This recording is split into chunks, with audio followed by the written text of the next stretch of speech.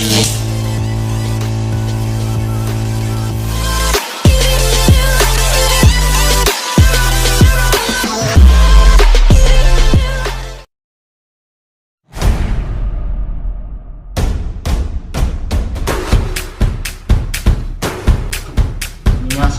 warahmatullahi wabarakatuh. Waalaikumsalam warahmatullahi wabarakatuh. Perkenalkan, saya Imam Mutakin dari MBS kelas 1E UIN Raden Mas Said Surakarta.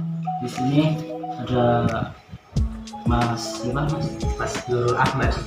Mas Nurul Ahmad adalah mantan Hema UIN Raden Mas Said. Di sini saya akan mewawancari beliau tentang peran, proses, dan pesan dan kesan.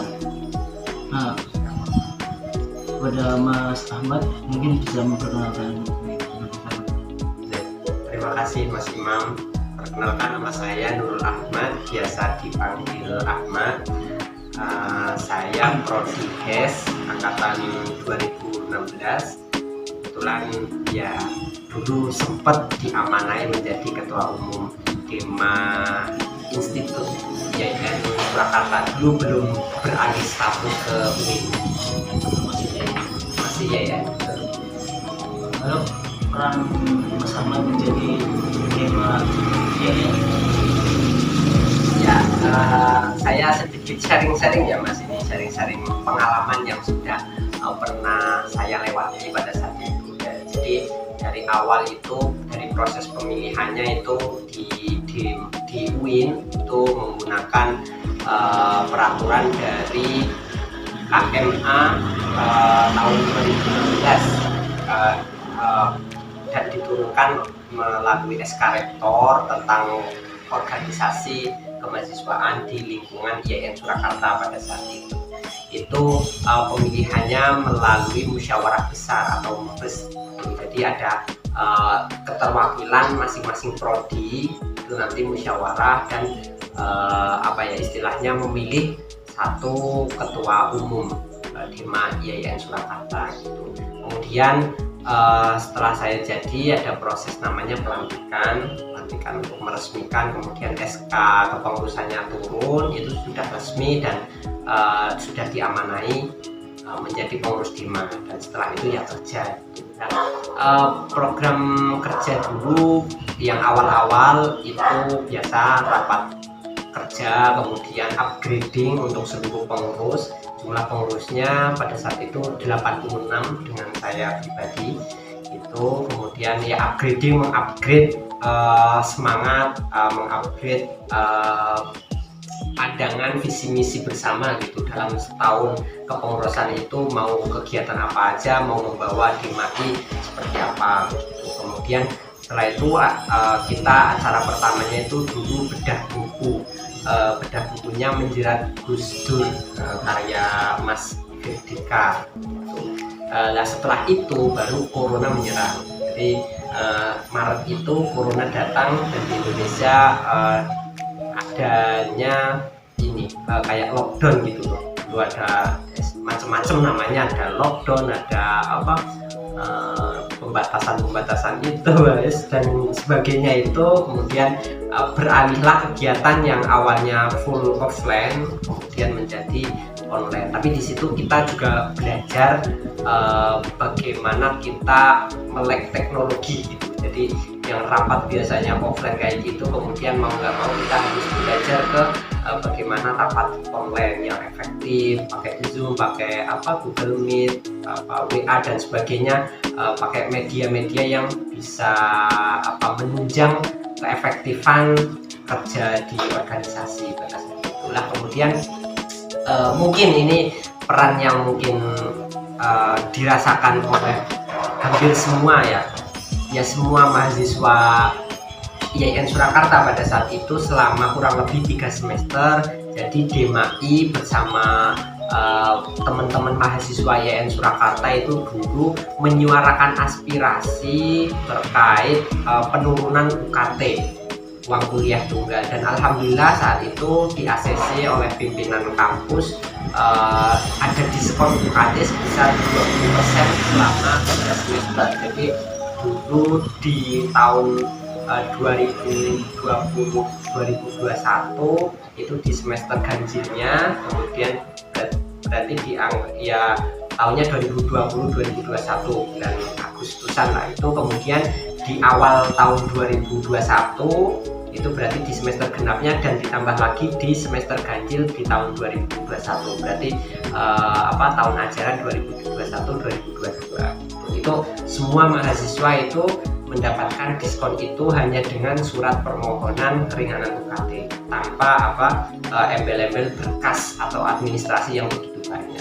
Itu yang mungkin bisa dirasakan oleh semua mahasiswa pada saat itu, dan nggak ada syarat, maksudnya entah nggak mampu atau enggak, karena pandemi pada saat itu berdampak pada semuanya. Jadi semuanya ya yang merasa terdampak silakan mengajukan hanya surat permohonan yang ditandatangani dirinya dan diketahui orang tuanya, terus diajukan, itu sudah dapat potongan UKT sebesar 20%. Itu mungkin yang bisa dirasakan oleh semuanya. Tapi kalau kegiatan-kegiatan lain ya karena kegiatannya terbatas, jadi peserta paling hanya berapa, ada yang 50, 70, mungkin bahkan sampai 100, dan itu banyak yang online juga, termasuk PBAK tahun 2020 itu PBAK atau pengenalan atau orientasi masuk kampus pertama yang online, itu yang dilaksanakan juga di IAIN Surakarta yang sekarang sudah menjadi begitu Mas kurang lebih. Itu proses Mas Ahmad pilih yang menjadi tema itu kan banyak hal-hal yang mungkin pilihan dari teman-teman ya. Nah itu dari Mas Ahmad sendiri ada keinginan untuk menjadi tema? Kalau sebenarnya awalnya itu nggak pengen lah jadi seorang ketua, karena amanahnya karena tanggung jawabnya besar ya, menaungi sekitar 15.000 mahasiswa, aspirasinya untuk disalurkan dan sebagainya. Dari awal sebenarnya nggak ada ambisi serius untuk menjadi ketua umum DEMA enggak, tapi karena mahasiswa mempercayakan saya untuk diamanai dan dimusyawarahkan di MUBES itu, dan saya diamanai, ya saya semaksimal sebisa saya dan rekan-rekan kepengurusan itu yang menjalankan amanah itu sebaik-baiknya. Kemudian yang terakhir, pesan dan pesan apa yang bisa disampaikan Ahmad kepada mahasiswa-mahasiswa yang sekarang ingin menjadi DEMA maupun dari mahasiswa-mahasiswa baru yang masuk? Ya ini untuk pesan dan pesan terutama untuk mahasiswa UIN Surakarta atau UIN Raden Mas Said Surakarta. Yang pertama, bahwa pengalaman dan ilmu pengetahuan itu nggak hanya didapatkan di dalam kelas, lebih banyak pengalaman atau ilmu terapan terutama yang bisa kita dapatkan di luar kelas, yaitu salah satunya melalui organisasi atau kegiatan di luar kelas.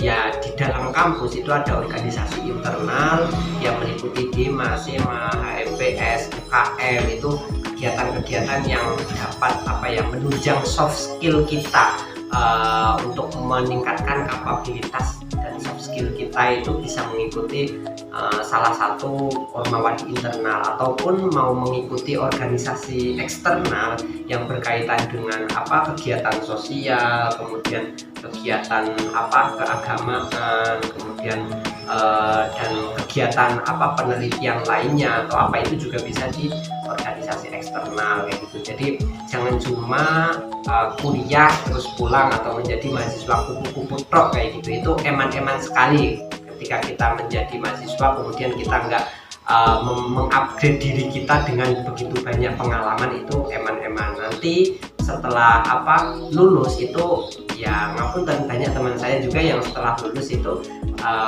mencari loker di mana-mana dan belum dapat pekerjaan gitu. Jadi ketika kita sudah memiliki soft skill lain, memiliki jaringan atau pertemanan yang banyak, itu kan akan istilahnya ya banyak teman, juga banyak silaturahim, otomatis juga banyak rezeki gitu. Dan kesan saya setelah diamanai menjadi DMAI, ya alhamdulillah saya merasa bersyukur dapat diamanai. Yang awalnya saya di kampus IAIN dulu bukan kampus pilihan ya, saya seolah-olah kayak terdampar gitu. Kemudian saya mendapat beasiswa bidik misi dan di YN Surakarta saya merasa diuangke, jadi alhamdulillah bersyukur. Dan saya alhamdulillah juga di DMAI bisa naik pesawat Garuda secara gratis ke Palembang bolak-balik itu dalam acara DMA PT KAIN se-Indonesia. Ya, itu kesan yang bisa